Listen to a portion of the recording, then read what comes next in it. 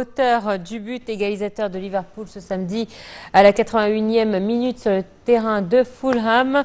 L'ailier égyptien a marqué lors de la première journée de Premier League pour la 6e année consécutive. Nous a rejoint par téléphone notre commentateur sportif Hazem Skandarani. Bonjour. Bonjour. Quel est le secret de Mohamed Salah pour avoir ou pour réaliser de telles performances? On se disait que peut-être que le duo Mané-Salah faisait que ça marchait bien sur le terrain, mais finalement, on a vu que c'était le cas aussi avec Darwin Nunez. Donc, quel est le secret de Mo Salah pour arriver à de telles performances? Effectivement, Salah a des secrets, mais d'abord et avant tout, et c'est ce qui manque aux joueurs égyptiens en général, c'est le côté physique. Il arrive bien à garder et à mener une vie saine au niveau de la nourriture, au niveau des heures de sommeil, au niveau des heures d'entraînement. Donc, sur ce plan, il travaille très bien. Toujours on parle, il s'approche de ses 30 ans. Bon, Salah maintenant. Et toujours on dit que quand le joueur commence à s'approcher de sa 30e année, on voit que sa physique chute d'une façon remarquable. Ce qui n'est pas le cas pour Mo Salah. Au contraire, on voit qu'il arrive à garder, à maintenir sa santé et sa performance physique au maximum. Deuxième secret, c'est effectivement son intégration dans l'équipe. C'est vrai qu'après tant d'années en jouant avec Firmino et Mané, il avait, logiquement, il devrait avoir quelques difficultés pour s'adapter avec les nouveaux joueurs. Je parle de Nunez, qui est déjà un très bon buteur, mais qui n'a pas la même personnalité que Mané, par exemple. Vous voyez, donc le fait qu'il a réussi à utiliser sa maturité au niveau du football pour continuer à participer dans les buts que Liverpool marque. Surtout que quand on regarde surtout le match d'hier, Fulham, il était très bien préparé pour confronter Liverpool, qui joue toujours à 4-3-3. Et avec les différences ou l'absence des noms justement qui sont partis, et surtout Sadio Mané, on voit qu'ils se sont bien préparés pour ce match. Et ça n'a pas empêché quand même Mo Salah de faire l'assist à Nunez et marquer, à Darwin Nunez et marquer le deuxième but aussi. Donc on voit que c'est la maturité de ce joueur exceptionnel, non seulement dans l'histoire de Liverpool, mais dans les championnats d'Europe en général. Okay. Monsieur Hazem, bonjour. Bonjour. Est-ce que vous pensez qu'au cours de cette année, Salah peut vraiment, par exemple, remporter le Ballon d'Or ou un des grands trophées du foot de par le monde entier? Effectivement, c'est une question assez tôt. Il ne faut pas oublier qu'il reste encore la Coupe du Monde qui s'approche. Malheureusement, Salah il sera absent. Deuxièmement, il y a la Ligue des Champions. On ne sait pas encore qui va briller dans les Ligues des Champions.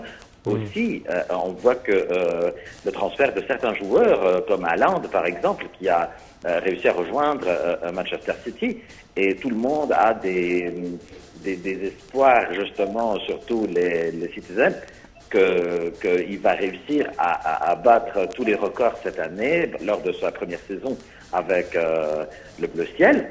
Donc on voit que justement la compétition, elle sera dure cette année pour le Ballon d'Or. Je préfère plutôt poser cette question et dire oui, il y a un grand espoir concernant la botte d'or pour le meilleur buteur du Premier League. Oui, il y a des chances grâce à sa maturité, et j'espère qu'il va même battre le record de l'assist de l'année dernière. Donc là, il va justement essayer d'occuper la place du meilleur buteur et aussi de meilleur meneur de jeu aussi. Alors c'est vrai que Salah est meilleur buteur africain de l'histoire de la Première Ligue. Je voudrais revenir sur la relation, ce duo, ce nouveau duo qui a été créé donc cette saison entre Salah, ou qui se crée entre Salah et Nunez. On se souvient qu'avec Sadio Mané, qu'il y avait une certaine compétition entre les deux, puisque les deux étaient issus du même continent. C'était les deux stars du continent africain. En plus qui jouent en Angleterre dans le même club, et il y avait une petite compétition souvent décrite comme une rivalité, mais qui était une rivalité positive la plupart du temps. Là, on se retrouve avec un nouveau duo. Il y aura moins de rivalité, moins de compétition, puisque les deux ne font pas partie du même continent. Et c'est vrai que là, Mo Salah arrivera un petit peu à jouir de cette carte de meilleur joueur africain à Liverpool en tout cas. Oui, bah, bien sûr. Quand on regarde la situation, effectivement, je trouve que l'harmonie qui existait entre Mo Salah et Sadio Mané était très importante, malgré cette rivalité que vous venez de mentionner maintenant. Mais on voit que, justement, Darwin Nunez, c'est quelqu'un qui est assoiffé à se prouver. Il jouait à Benfica, il a brillé là-bas.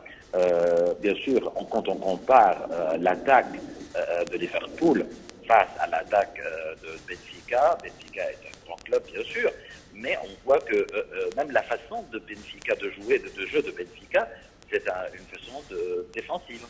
À l'encontre, justement, de la façon, le travail d'attaquant pour le club de Liverpool. Donc, je pense que, et j'espère, parce que là, il y a une certaine, il faudrait qu'il y ait une certaine entente entre Mo Salah et Nunez, Darwin Nunez, qui est bien prononcé dans le match d'hier, le Fulham, soit contre le Man City en finale, dernière finale, ils ont joué ensemble, ils ont battu le City 3-1. Donc on voit que ça viendra. Quand on compte le nombre de matchs amicaux ou de rencontres de Liverpool entre Darwin Nunez et Mo Salah qui jouent ensemble au Liverpool, c'est vraiment assez tôt pour parler de ça. Et je pense que les deux, ils n'ont aucun problème pour jouer ensemble et créer un duo qui vaut le duo de PSG. Et bien sûr, je parle de Messi et Neymar. Donc, est-ce qu'on va voir la question justement que je pose, et j'espère que la réponse sera positive, est-ce qu'on va avoir un duo dans le Liverpool entre Darwin Nunez et Mo Salah, comme on le voit au PSG entre Neymar et Messi? C'est ça ce qu'on va avoir comme réponse durant la saison. En tout cas, ce nouveau duo va casser la routine et va peut-être permettre à Mo Salah aussi d'être plus performant pour se révéler face à cette nouvelle recrue. Tout à fait. Et on voit que, c'est ce que j'ai remarqué surtout depuis la saison dernière, que Mo Salah, il a commencé à jouer un peu au joker du côté buteur et du côté meneur de jeu. Bien sûr, Nunez, il n'a pas ce deuxième côté. C'est un attaquant à 100%. Il n'a pas encore aiguisé ce sens et cette expérience d'assister pour que Mo Salah marque. Mais on voit que, justement, ça peut être, ce duo pourrait faire quelque chose de spécial. Et je pense qu'il y a du travail à faire avec Nunez. Et si ce qui est dans la tête de Klopp, quand il a choisi justement Nunez, s'il va réussir à le faire pendant cette saison, je pense que Liverpool cette saison et la saison prochaine va être une équipe redoutable, soit dans la Première Ligue ou dans la Ligue des Champions d'Europe. Hazem Skandarani, je vous remercie pour votre participation à notre programme ce matin. Je rappelle que vous êtes commentateur sportif. Voilà, c'est ainsi donc que prend fin cette édition. Nous nous excusons pour cette gêne causée par nos problèmes techniques au niveau du son. Merci à vous de votre fidélité. Merci à toi, Sam. Merci, Noah. Merci, chers téléspectateurs, et bonne suite de programme.